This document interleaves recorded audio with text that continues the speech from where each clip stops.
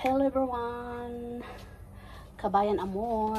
So, ito po yung ating pinakamatandang Echeverria Corlilacs mga kabayan.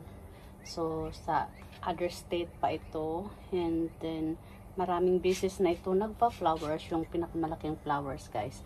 So, yung gagawin ko niya kasi nga matanda na siya guys. And then, hindi na masyadong marami yung flowers niya. Ayan. So, ganyan na siya. So ibibihid ko siya ngayon. Ikakat natin mga kabayan. And then, nakat ko na rin ito mga 2 years ago din. So, ikakat natin siya guys. I think dito. Sa bandang ito. And then, itatanim natin siya sa separate. Ayan. So, yan na siya. Ang bilis lang ikat mga kabayan. Yan po yung ano. Yan na po yung mga ano niya na dahon. Yan. But mabilis naman siyang magpalit ng dahon. So kinakat ko lang siya para magiging malusog uli itong ating pinakapuno guys. So ganyan siya kalaki. Yan. Ganyan siya kalaki. Then itatanim ko siya sa ibang pot. But this one is hindi ko siya alisin dito guys. Hayaan lang natin siya dyan kasi hopefully magkakaroon siya ng bagong mga ano dyan. Bagong sanga uli. Ayan. Sobrang tanda na nyo.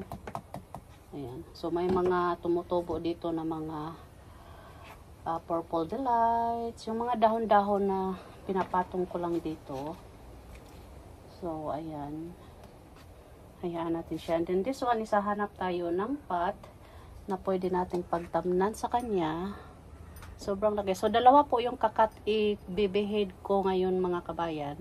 So ito yung una. Then yung isa naman is kukunin ko doon.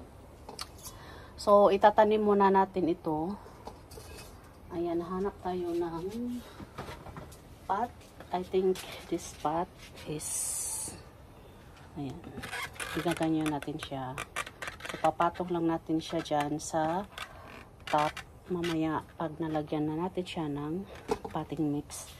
So, this time is cultivate na natin. Sobrang ano na oh. Ano na siya. Yung puro na siya roots. So, hayaan ko lang yung mga tumutubo dyan. Like this one, yung ating purple delight. Like ditong mga ghost plant. Oh, nabuhay pala yung pinatong ko dito na ano, kiwi. Yung kiwi, guys. Ayan. Yung isa is nag-action na yun siya na magkaroon ng variegation sa leaves. Ang ganda ng pagka-variegation niya, guys. So, yun nga, medyo nasira siya nung time na lumipat na kami dito. Na stress siguro siya sa biyahe. Tapos, yun nga, nadat na namin. Sobrang init dito. Nag-a-adjust sila. So, nawala na yung variegation niya. Kukunin ko muna siya bago ko sabay ko silang itanim. Tatabi ko muna ito guys. Kukunin ko yung isang pa. Tatago ako kasi haggard yung mukha ko.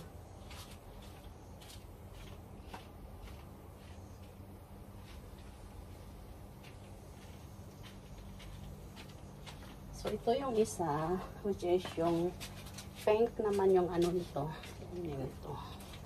Ayan. So, may flowers na siyang coming, but still is, ikakat ko pa rin siya para babalik yung kanyang ganda. Ayan. Pink Pearls po ang name nito, Echeverria Pink Pearls, but parang similar lang talaga sila. But this one is makapal lang yung dahon nito, sobrang kapal. This one is hindi masyadong makapal, but maganda sila. Once na mag-full sun silang dalawa, is the same na po yung kanilang mga looks na nagre-red. Ayan. So, hayaan lang natin kahit na nag-flower siya, guys. Kasi hindi na po, healthy.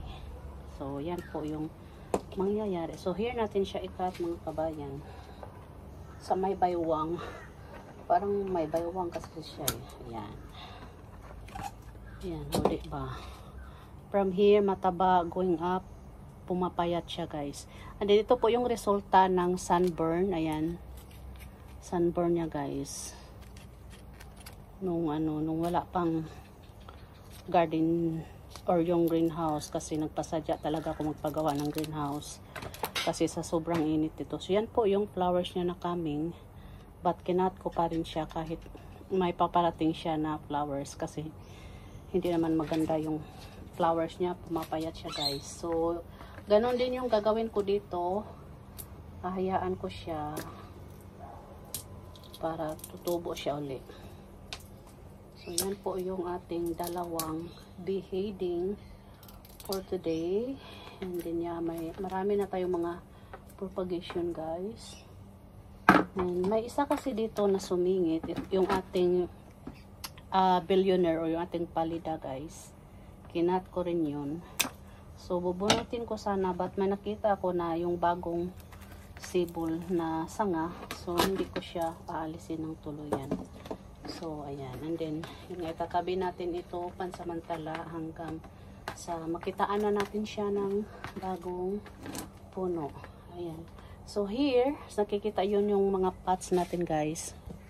Mga kabayan. Ayan. Yan yung mga propagation natin guys. Ayan. Meron tayo ditong happy bean. Ito yung ginawa ko ngayon. Ngayon lang ako bumaba kasi medyo mainit. Yan yung ating happy bean. Golden photos. Yung ating monkey mask.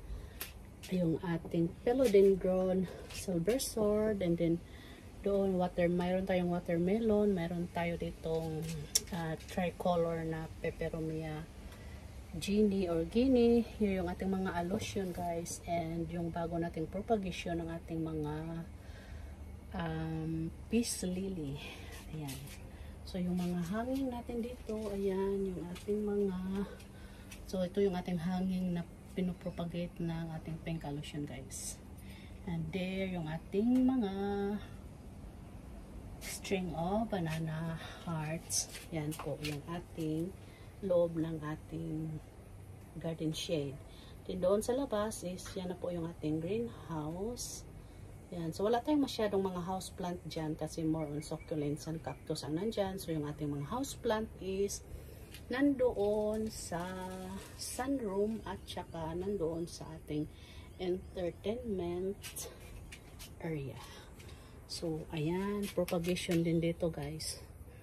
Ayan, so this one lagi ko siyang minomonitor yung ating black na Zanzibar kasi medyo may pagkamasilan siya, but pang ano na ito, pang 4th day okay naman.